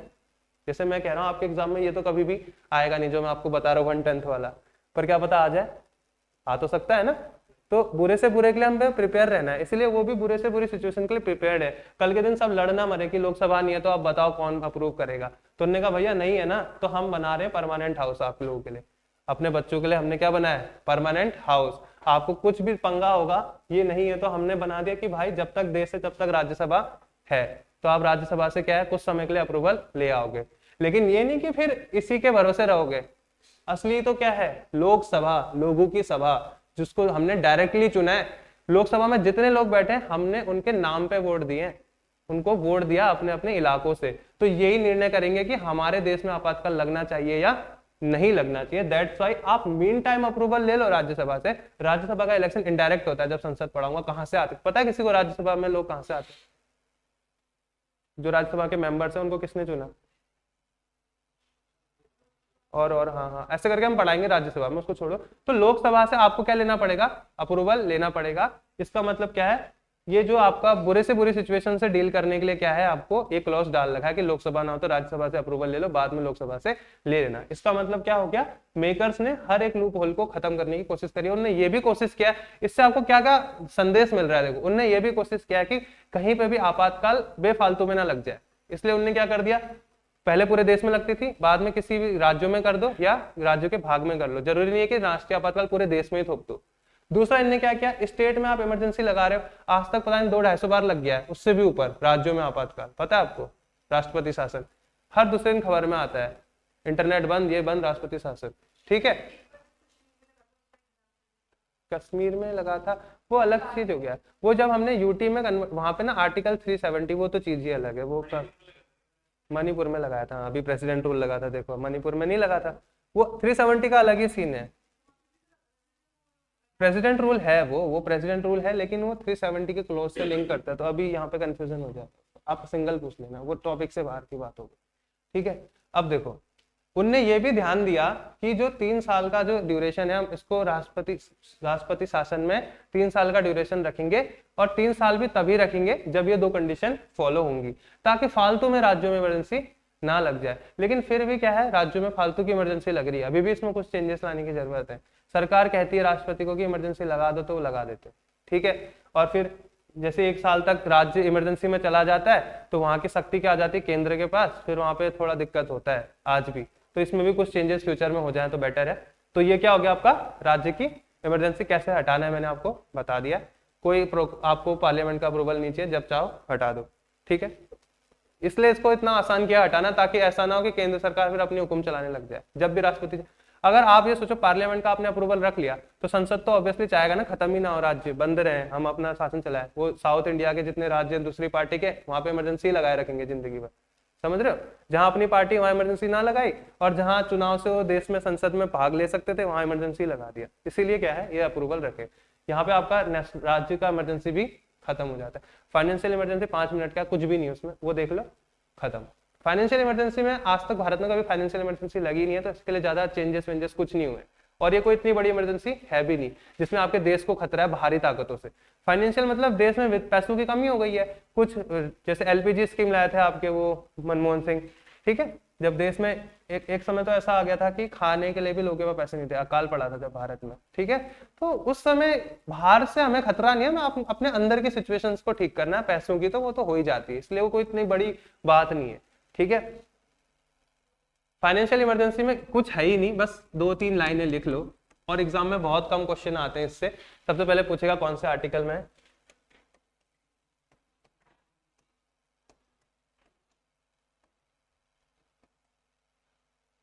बस 2 ही अंतर है इसमें। देखो पहला लिख लोगे तो लिख लो, लेकिन सुन लो फिर लिखा दूंगा। देखो पहला तो ये है कि आपको जो 6-6 महीने वाला अप्रूवल चाहिए ना, उसकी जरूरत नहीं है, ठीक है। एक बार लगा लो, जब चाहो हटा लो। कहने का मतलब है अभी तक तो हमको दोनों इमरजेंसी में आपने देखा 6-6 महीनों में आपको दोबारा री अप्रूवल चाहिए। आप फाइनेंशियल इमरजेंसी की दोनों सदनों में पास करा लो, लोकसभा राज्यसभा में सिंपल मेजोरिटी से पास हो गई, तो अब वो जब चाहा तब तक चलेगी। उसको आप ऐसा नहीं है कि 6 महीने के बाद दोबारा अप्रूवल चाहिए, क्योंकि इसमें कोई खतरा है क्या फाइनेंशियल इमरजेंसी में जो आप हर महीने अप्रूवल ला रहे हो 6-6 महीनों में? मान लो कोई सरकार चाहेगी क्यों फाइनेंशियल इमरजेंसी चलता रहे? बताओ कोई खतरा दिख रहा है फाइनेंशियल इमरजेंसी में? हाँ, मेरे को तो कोई खतरा नहीं दिख रहा फाइनेंशियल इमरजेंसी में। किसी को दिख रहा है तो बताओ, मैं उसके डाउट क्लियर करता हूँ। आपको पीरियोडिक जो पार्लियामेंट का अप्रूवल है ना, आपको जो पार्लियामेंट से अप्रूवल की जरूरत पड़ रही है वो इसमें नहीं आ सकते ना, क्योंकि श्रीलंका और इंडिया में बहुत डिफरेंस है। श्रीलंका चारों ओर पानी से घिरा हुआ है, पहली बात तो ये है। वहां पे आपको एक्सपोर्ट की जो रेट है वो इतने हाई है ना, श्रीलंका में आपको कहीं अगर सामान पहुंचाना है एक्सपोर्ट करना बहुत हाई है। फ्रेंडली नेशन कम है उसके, ठीक है। चाइना के साथ उसका इन्वॉल्वमेंट है तो डेप्ट में है, ठीक है। उसका एक आइलैंड है, नाम याद नहीं आ रहा अभी मेरे को, वो भी कर्जे में है, किसके? चाइना के। चाइना लाता है अपना जहाज और वहां से नेविगेशन करता है और चेक करता है भारत की मैरीटाइम, भारत की जो समुद्री सीमा है ना यहाँ पे। अभी लाया था वो, मैं कौन सा, हाँ हम्बनटोटा पोर्ट सुना है नाम? हम्बनटोटा पोर्ट है वो, याद आ गया, यहाँ पे है, बंदरगाह है श्रीलंका का। तो चाइना क्या करता है, चाचा यहाँ से तो आ नहीं पाता है, ठीक है। अब देखो यहाँ से आएगा तो बांग्लादेश उड़ा देगा, ठीक है। अब इधर से आएगा, इधर से ही रास्ता है, पाकिस्तान इसका ससुर है, ठीक है। चाचा यहाँ से परमिशन ले जाता है और घूमता हुआ कहाँ जाता है? अब यहाँ श्रीलंका पहले भगा देता था, भारत से दोस्ती थी, अब क्या है, भुखमरी है, दिक्कत है, भारत से हेल्प लेगा नहीं, कहाँ चला गया? चाइना के पास।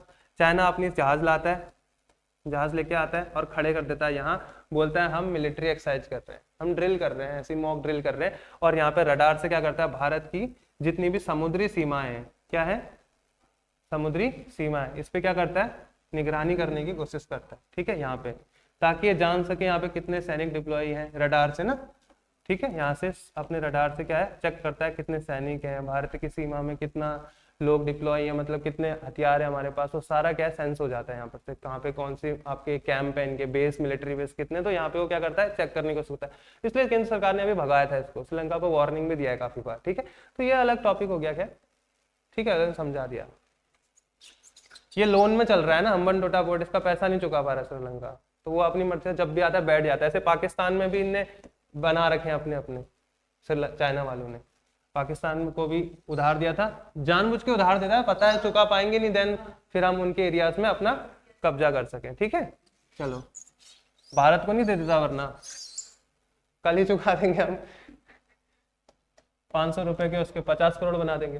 चलो, फाइनेंशियल इमरजेंसी क्या है, 360 आर्टिकल में है, बहुत सिंपल है, इसमें कोई इतना बड़ा नहीं है, रख दे। देखो फाइनेंशियल इमरजेंसी पहला डिफरेंस क्या है, आपको जब भी हटाना है आप तुरंत हटा सकते हैं, पहला डिफरेंस तो ये है, आपको पार्लियामेंट का अप्रूवल की जरूरत नहीं है, ठीक है। पहला तो ये है कि आपको संसद का कोई भी अप्रूवल नहीं चाहिए। ये नोट्स में लिखा दूंगा, लिख रहे हो तो मैं बोल के लिखा दे रहा, इसमें कुछ है ही नहीं। और आपको क्या है, एक बार पास हो गया आपका फाइनेंशियल इमरजेंसी दोनों सदनों से सिंपल मेजोरिटी से, तो वो अनलिमिटेड टाइम तक लगा जा सकता है, उसमें आपको 6 महीने का अप्रूवल की जरूरत नहीं है। समझ गए दोनों डिफरेंस? पहला डिफरेंस क्या है, एक बार लोकसभा और राज्यसभा से पास हो गया सिंपल मेजोरिटी से 50% प्लस 1 से, जब तक लगाने लगाओ, बार बार 6 महीने में आके मत जाओ कि यार क्या है, अपने हिसाब से सुलझाओ मैटर, ठीक है। अनलिमिटेड कोई नहीं है, लग गया लग गया, कुछ दिक्कत थोड़ी है। फंडामेंटल राइट बचे हैं, घूमना है घूमो, प्राइवेसी को खतरा नहीं, वो केंद्र का काम है कैसे वित्त को वापस सेंटर में ला पाए, ठीक है। लोन्स लो, डेब्ट लो, वो उनका, हमारा कोई मतलब ही नहीं है इससे। हमसे ये गाइडलाइंस आएंगे कि ढंग से काम करो, इकोनॉमी को बढ़ाओ, ठीक है, देश में काम करो, बाहर जाके जो डॉक्टर्स होते हैं उनको इंडिया में बुलाया जाएगा, यहाँ की इकोनॉमी अपलिफ्ट करो। सारे डॉक्टर बाहर चले जाते हैं तो बाहर के लोग बाहर ही इलाज करवाते हैं उन डॉक्टरों से। अगर सारे डॉक्टर बाहर ना जाके भारत में रहे तो सारे बाहर के जितने मरीजों का आएंगे इलाज कराने, इंडिया आएंगे, ऑब्वियसली इकोनॉमी उठ जाएगी। यहाँ पढ़ते हैं, यहाँ खाते हैं, यहाँ साला 5,000 रुपए फीस में MBBS कर लेते हैं महीने की, और वहां जाके 5 करोड़ 50 करोड़ छाप रहे हैं, ठीक है। तो इकोनॉमी कैसे इम्पैक्ट पड़ेगी? तो सरकार गाइडलाइन ला सकती है कि आ जाओ वरना नागरिकता गायब कर देंगे, ठीक है। वो मतलब कुछ भी कर सकते हो उस समय इमरजेंसी के टाइम पे, ठीक है। तो वो उनसे रिलेटेड है, हमारा कुछ नहीं है। बस 2 चीज याद रख लेना कि देखो सबसे पहले क्या है, लेकिन करेगी नहीं क्योंकि डेमोक्रेसी है, तो फिर आपकी फंडामेंटल राइट इम्पैक्ट हो जाएगी। तो कभी कभी मेरे को लगता है डेमोक्रेसी में भी कुछ ना कुछ चेंजेस होने चाहिए। एकदम से आप रूल ऑफ लॉ के कहते हुए, फंडामेंटल राइट कहते हुए आर्बिट्री एक्शन ना ले सके गवर्नमेंट। चलो, पहला क्या है, आपको पीरियोडिक अप्रूवल नहीं चाहिए। एक बार लोकसभा और राज्यसभा से अप्रूवल ले लिया, सिंपल मेजोरिटी, स्पेशल नहीं चाहिए, तो जितना चलाना है चला लो, अप्रूवल पीरियोडिक नहीं चाहिए। दूसरा, लग गई तो कभी भी हटा सकते हो, ठीक है, कुछ है ही नहीं इसमें, आएगा भी नहीं इससे, मेन है ये, ठीक है। आपका इमरजेंसी अब खत्म हो गया। इसके बाद हम पढ़ेंगे पार्लियामेंट। राष्ट्रपति करा दिया, ठीक है, राष्ट्रपति के क्वेश्चन करना। अब मैं कल क्वेश्चन ले आऊंगा, ठीक है, कल थोड़ा पढ़ के आना। टेस्ट पता किसका लिया था? टेस्ट, हाँ बताता हूँ, टेस्ट लिया था बच्चों का यार, तो छोटे बच्चे होते हैं ना, 10 में से 5 आ गए, 6 आ गए, 10 आ गए, यार गुड, वेरी गुड। तुम लोगों का टेस्ट का नहीं लगता हूँ, यहाँ पे क्वेश्चन लगा दिए, जो मेरा मानना है, क्या पता तुम्हारा अलग हो, ले लूंगा, टेस्ट अलग बात है। यहाँ पे मैंने क्वेश्चंस लगा दिए, वो टाइम वेस्ट क्या करना कि यार यहाँ क्वेश्चन टिक लगाया फिर मैं वहां बैठ के चेक कर रहा हूँ, इट्स नॉट रेलिवेंट ना, फालतू है। यहाँ पे क्वेश्चन लगा दिए, अपने आप से ईमानदार रहो, अपनी कॉपी में टिक लगाओ, ये आंसर आ रहा है, और खुद ही चेक करो यार, अब बड़े हो गए हो, हम क्यों चेक करें? सही बात है नहीं है? बताओ, क्या तुम 10 क्वेश्चन अपने टिक लगाए हुए चेक कर सकते हो? कर सकते हो, और खुद से ईमानदार तो होंगे ही सब, इतने व्यस्त हैं। तो दैट्स वाई मैं कुछ 40-50 क्वेश्चन ले आऊंगा, ज्यादा ही ले आऊंगा, फटाफट उनको करेंगे, क्लास में डिस्कस करेंगे। ईमानदार रहना, जितने नंबर आएंगे अपने आप को झांकना, परखना, और ये 2 टॉपिक हमारे कंप्लीट हो जाएंगे। हाँ, कल लूंगा, रिवाइज करना है बस आपको, ऊपर ऊपर अच्छे क्वेश्चन दूंगा, इतने डेप्थ के नहीं दूंगा, नॉर्मल दूंगा। इसके बाद हम पार्लियामेंट पढ़ेंगे। पार्लियामेंट आपका 1 हफ्ता चलेगा पूरा, सुन लो। इसके बाद हम क्या पढ़ेंगे?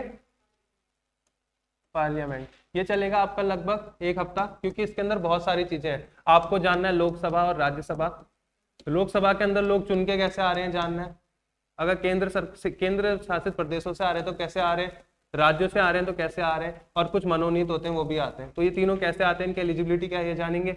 फिर राज्यसभा, सेम वही, राज्यों के लोग कहाँ से आते हैं राज्यसभा में, केंद्र शासित प्रदेशों के कहाँ से आते हैं, जो राष्ट्रपति मनोनीत करता है वो कहाँ से आते हैं। इसके बाद लोकसभा की अवधि जानेंगे, ड्यूरेशन जानेंगे, लोकसभा के क्या क्या प्रोविजंस हैं, लोकसभा कैसे बनती है, कितने साल तक रहती है, ठीक है, चुन के कैसे आते हैं। राष्ट्रपति किससे चुनता था? सिंगल ट्रांसफरेबल वोटिंग सिस्टम, याद है? आपका कोई भी वोट वेस्ट नहीं जाएगा, प्रेफरेंस के हिसाब से हम चुनते थे। लेकिन जब आप लोकसभा के इलेक्शन लेते हो तो वहां पे होता है फर्स्ट पास्ट दी पोस्ट सिस्टम, ये मैं पढ़ाऊंगा कैसे होता है, ठीक है। चलो ऐसे करेंगे, हम बताएंगे कि कितने लोकसभा के अंदर हमने कितनी कॉन्स्टिट्यूएंसीज में एक स्टेट को बांटते हैं, वो सारी चीजें पढ़ेंगे, बड़ा टॉपिक है, ठीक है। क्योंकि हम इसमें पढ़ेंगे संसद के सेशन जो होते हैं, शीतकालीन, ग्रीष्मकालीन, वो पढ़ेंगे, संसद में एडजर्नमेंट मोशन क्या होते हैं, नॉन कॉन्फिडेंस मोशन जो अभी बोल रहा था, सब इसमें आएगा। तो हफ्ता 10 दिन लगेगा इसमें। जैसे ये खत्म होगा पार्लियामेंट, इसके बाद हम पढ़ेंगे सुप्रीम कोर्ट वगैरह, जुडिशरी, क्योंकि कार्यपालिका हमने सब पढ़ लिया।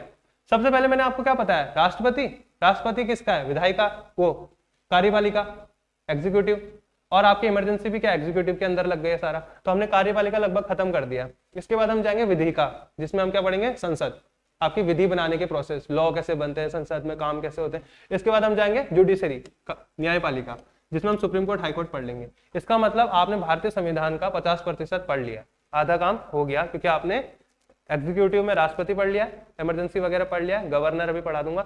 और इसके बाद हम क्या पढ़ेंगे, लेजिस्लेटिव में आप संसद पढ़ोगे, संसद जैसे ही हो जाएगा उसके बाद जुडिशरी में सुप्रीम कोर्ट, इसके बाद हम सीधे आएंगे किसमें, फंडामेंटल राइट्स। अब ये टॉपिक क्या पता है, मेन जो है ना असली स्ट्रगल जो था वहां था पार्लियामेंट तक, इसके बाद फंडामेंटल राइट एक दिन, ठीक है, डीपीएसपी चलो 2 मान लो, डीपीएसपी 2 दिन, ज्यादा से ज्यादा बता रहा हूं, इससे कम में हो जाएगा। डीपीएसपी के बाद क्या पढ़ोगे, फंडामेंटल ड्यूटीज 1 दिन, आधी क्लास में ड्यूटी हो जाएगा, आधे में अगला भी शुरू हो जाएगा, ठीक है। नहीं मैंने ये रिकॉर्डिंग में किया, आज लाइव नहीं किया, ठीक है। फंडामेंटल अभी अपलोड हो जाएगा, फंडामेंटल ड्यूटीज, ठीक है। डीपीएसपी हो गया, फंडामेंटल राइट, फंडामेंटल ड्यूटीज हो गया।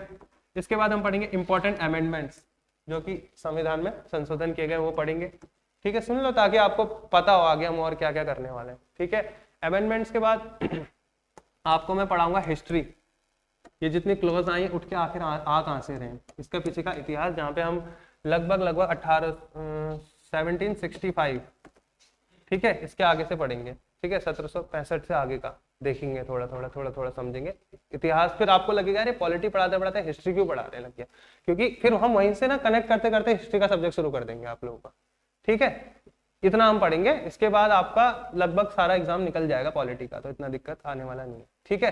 बाकी जो चीजें हैं छोटे छोटे क्लॉजेस वो कराता रहूंगा, ठीक है। हाँ नहीं होगी, चलो ठीक है फिर, हाँ ओके।